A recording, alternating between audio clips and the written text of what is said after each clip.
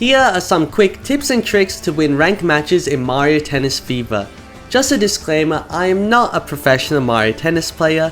This video is just for me to share my advice on how I went from losing every single match to having a much healthier win to lose ratio now. Because going into your first ranked match, the game really throws you in the deep end, and it can take several matches until you get the hang of things. So hopefully this video helps you in finding your footing and getting wins in ranked matches as well. And note that I shall only be talking about the singles Fever Racket ranked matches in this video. Okay, so the first tip actually has to do with the button settings. So under settings, button mode, I set the shoulder buttons to drop and lob shots.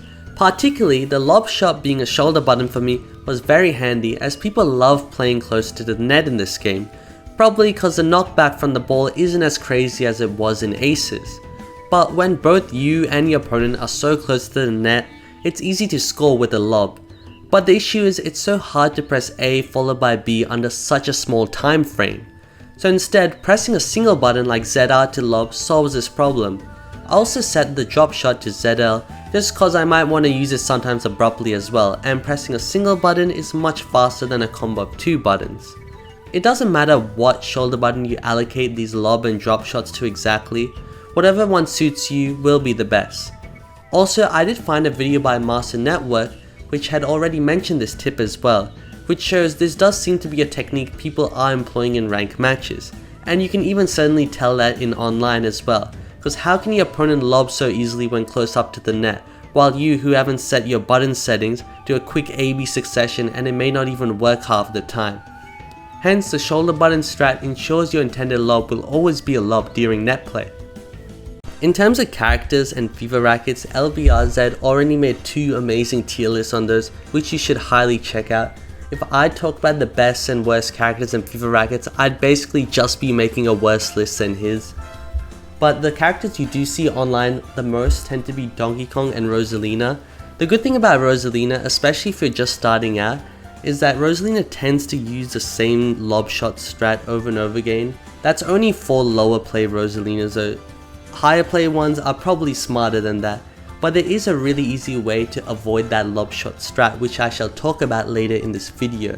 In terms of Fever Rackets though, I've been playing a lot with the ones which lay hazards on the ground, and I've noticed out of the different types, the electric, the lightning one I should say, and the amp one do tend to be the best, as well as the mini mushroom one, and then that's followed probably by the ice one, which also stuns you like the electric one, however not for as long, and then probably the fire one, which just makes you run around, and then finally probably the goop one is the worst since it doesn't really stun you that much at all.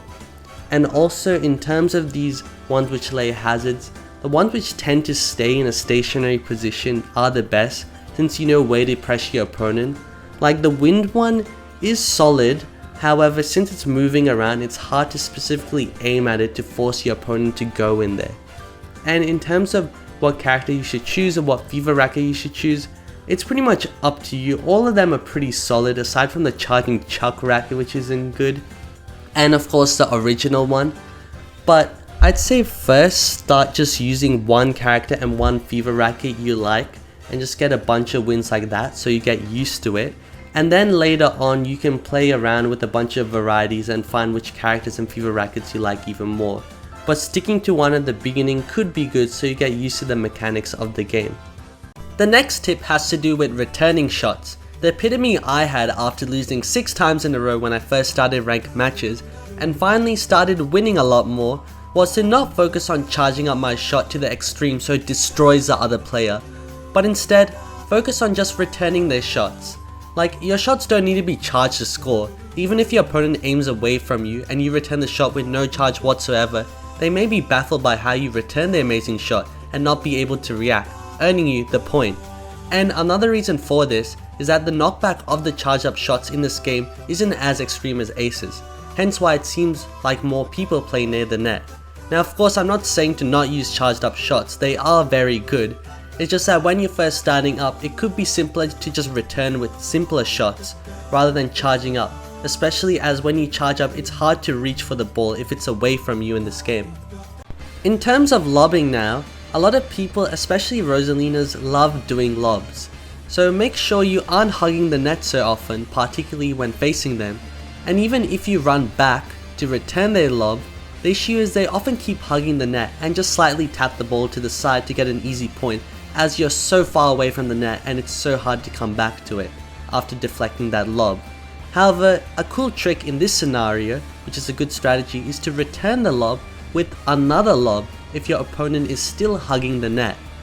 Because that way, they gotta run all the way back, which they might not even have the reach to do, earning you a point or throwing them completely off. I see this trick so much online and people repeat it so often. I used to get bodied by all these lobbers until I realized I could just deflect their lob with another lob. However, keep in mind, this technique won't work if your opponent has their fever gauge filled up. Because if you return their lob with a lob, the fever shot allows them to jump up and return your shot with the fever shot, or just run back without being thrown off. The next tip is to not spam fever shots immediately after your gauge is full. Because sometimes when you return a shot, you can return it just fine regularly, but choosing to press X for the fever shot makes your character do this goofy little run backwards or to the side, and they don't even get the ball. Often this happens when your opponent returns the ball with a very fast shot. That's when your fever shot won't register and they'll just do that goofy little run and your opponent will still get the point anyways.